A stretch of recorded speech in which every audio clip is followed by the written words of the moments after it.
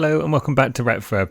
So on today's video I've got this PlayStation 2 that I'm going to be installing a mod chip into, so I'm just going to show the process of that. So it's a MODBO 5.0 chip that I purchased from Aliexpress.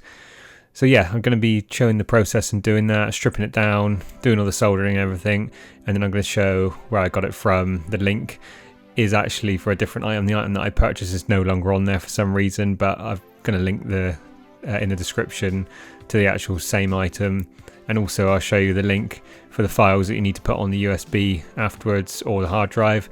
Now I actually had a bit of difficulties when I tried using a hard drive with this mod chip.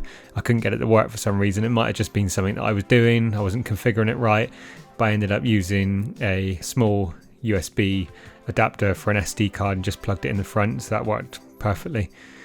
So yeah, getting back to it then, you can see that I've opened up the PlayStation. Someone's been in here previously. There was a wood screw holding one of the ribbon cables. I think it was the power ribbon cable on the left hand side of the screen. Someone had put a wood screw in there holding the power button for the cable. I don't know, it was a little bit weird, but yeah, so obviously someone's been in here messing around. The PlayStation itself was working okay, apart from the disk drive wouldn't load any games, so I thought this was an ideal system to do it to. So yeah, I thought putting this mod chip in here, I could then run stuff off of a USB. This is my main PlayStation I would be using in the front room as well, so yeah, it's ideal for just putting a load of games in there that I normally play, mainly sort of Gran Turismo 4 I think on the PlayStation 2 I think, which is supposed to be one of the best Gran Turismos they ever made, which yeah, I agree, I think it's pretty good. So yeah, obviously going to be putting as many games as I can on there. So I'll show you the sort of basic process of what's involved for doing that afterwards. It's pretty easy, to be honest, on a USB. You've got the files you download, and then you basically just put the game files within that main folder within the actual USB SD card. So yeah, not too hard really, but we'll get to that later on. So you can see I'm just disassembling the PlayStation 2. Obviously, what I would advise with doing this is have a look online, find the instructions. I will link in the description the instructions for doing it, but obviously depends on what board you've got on a PS2. Now this is a PAL PS2, so if you're doing it in a different country, chances are you might have a different revision, so you just need to double check that. 9 times out of 10 the supplier you get the mod chip from has diagrams. The one that I purchased from did. They didn't all correspond to the board, but on the most part it did, and then I found other bits online showing you where all the solder points and everything were. Wasn't too bad. It's a little bit more sort of technically in depth in some chips and that I've done, but yeah, it's okay, it wasn't too bad. As long as you've got basic sort of soldering skills and you're not scared to get into it, then yeah, I definitely recommend, you know, getting in and doing these sort of things. Obviously you do run the risk of damaging the systems and potentially causing them not to work, but if you're careful and follow the instructions and follow where they've got to go, then you should be absolutely fine. So yeah, going back to it again, just removing the disc tray. Now I don't know if I'm doing it exactly in the right order. Some people might find it easier, you know, a different way of stripping the PlayStation 2, but this is the best way that I thought it was, just doing it. Just as I'm opening it up, I'm just going through. So basically what we're trying to do is get access to the main board. So now I'm just moving the two metal shrouds that are either side of it. Just making sure that when you take all these screws out, you remember where they go. Obviously you don't want to be putting screws in the wrong location when you come to put it back together. So that's the main board out now. So that's all we need now to continue with the mod chip. So this is the small mod chip, again, purchased it from Aliexpress. It's been absolutely fine since I fitted it, no issues. I'm pretty sure they're probably most of them are made in the same place anyway, or they're clones of the originals. So yeah, it's perfect, and I think it cost me about £3 when I bought it. It's not very expensive at all. Obviously it might change at different times you purchase it. The actual one that I found that I was going to link in the description at the time of looking at that was about £2.50, and I think that included delivery as well, so yeah, pretty cheap. Here I'm just soldering some of the points on the MODBO, getting them ready, just putting small amounts of solder on each of the pads, and it just makes it easier when it comes to soldering the wire on. There's quite a few points of solder on these, so it's best just to get them prepped up at this point. So now as you can see, this is the first point where I'm adding some solder in.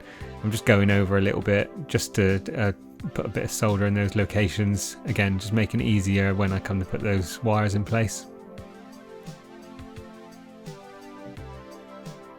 So obviously with what I'm doing here, it isn't brilliant for trying to show exactly where they all go. Like I say, you will need a diagram, but at least this will give a basic idea of the locations of different wires and the points that they go to on the MODBO chip. These can be quite fiddly. Now I did actually change the wires on these afterwards. These were slightly too thick, and when I looked at them afterwards, they didn't really look ideal, so I ended up changing them for these slightly thinner white wires, which you'll see in a minute. Once I've done this part, you'll see all of a sudden they'll change to white. So it's not by any sort of magic or anything, it's just that I've changed them. It's the same board, the same chip and everything like that. I just changed it because I felt that they were just slightly too large. And now actually at this point I've put on some magnifying glasses to try and see what I'm doing, because they are very small, and obviously you don't want to bridge any of the wires. You need them to be separate, otherwise it will cause issues and it won't work. Ideally, if you've got a soldering iron, which is a little bit more delicate as well, it will make it a lot easier.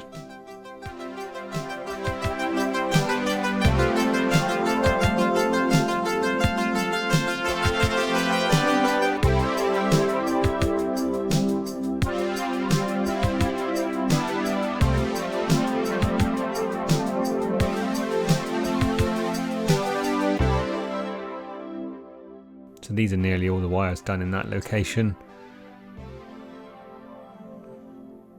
It is very fiddly in this point, you know. I'm sure it's not the most delicate of solder boards, you know, that people do, but it is pretty small for the general sort of soldering that a lot of people do. They probably find it quite tricky. I mean, I did when I was doing it. It took me a few attempts in some places just to get it to solder correctly. I mean, I've got a reasonably good sort of idea of how to solder, but I'm obviously not in the stage of some people when they do it really sort of technical and small soldering. You know, when it gets ultra small circuit boards, then that's a whole new level. So you can see there all the wires I just did are now white. I redid those, like I said. It seemed like there could be a risk that they could touch, so I wanted to put the slightly thinner wires in there. Perfectly fine for what the purpose is on them, just because, yeah, of that. Just worried about them bridging out between each other.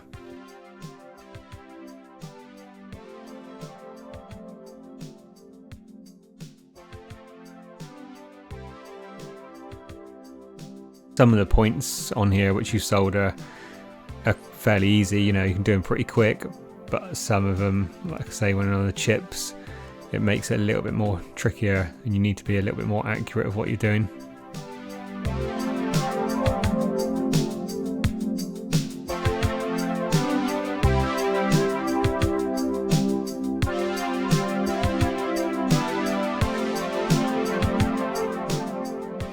I definitely think doing these sort of mod chips, I know quite a few people class sort of mod chips and things like that a bit old school now, you know, it's the sort of thing that people used to do on consoles and stuff, but I definitely think, although it's a little bit of work doing all this and stripping it down and getting it on there, I definitely think that it's worth it. And like I say, ever since I've been using the mod chip on the PS2, it's been brilliant, you know, had no issues with it. Yeah, I really like it. I think it's a good little mod. So you can see here at this point, the circuit board's flipped over, so I'm just doing some soldering on the other side, and then you route them through the hole, and then you solder them back on the MODBO chip.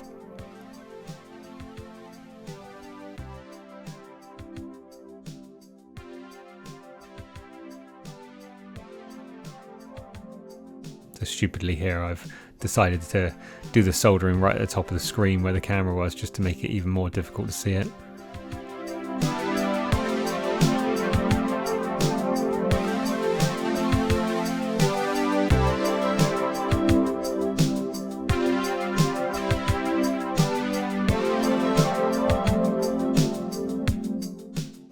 So that's all the soldering done for the MODBO chip.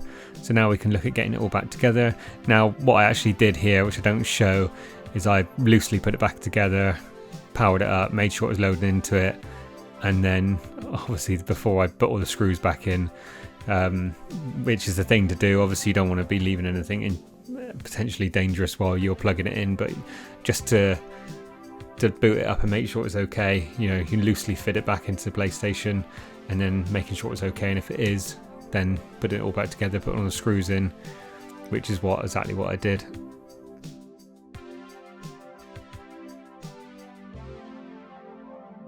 Obviously fitting of the system is just a reversal of what you did when you took it apart, just making sure those screws go in the right location. Now, like I said earlier, I had trouble with a hard drive. I fitted a hard drive inside it, bought an adapter which plugs into the back sort of serial port, and put a hard drive inside, but I just couldn't get anything to load from it. I don't know if it's something I didn't do correct, a format maybe, I don't know, but I ended up getting a large USB with an SD card, and yeah, that was perfect. After that it loads perfectly, never have an issue of any sort of loading on it. There's no sort of major issues that I can think of whilst I've been using it. The only thing I'd say, maybe on a couple of games, a little bit glitchy on load ups. For instance, Gran Turismo 4, when you're loading into that, the title screen at the beginning is a little bit sort of jittery.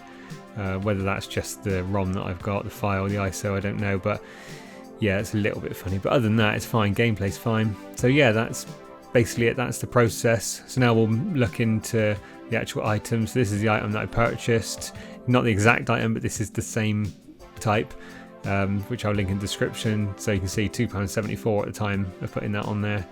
It's a really good value, and when you go down and look through the description, I think there is some sort of diagrams and stuff on that one as well. And this is the website with the files on, so hopefully this will stay live and people can use it. This has got all the files you need to put into the USB or the hard drive, depending on what you want to use.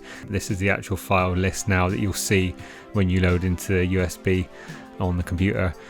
Now, once you've got the files transferred into the SD card, you'll see on the left hand side in the files, that's the ones you've just downloaded, and then all the other files are game files.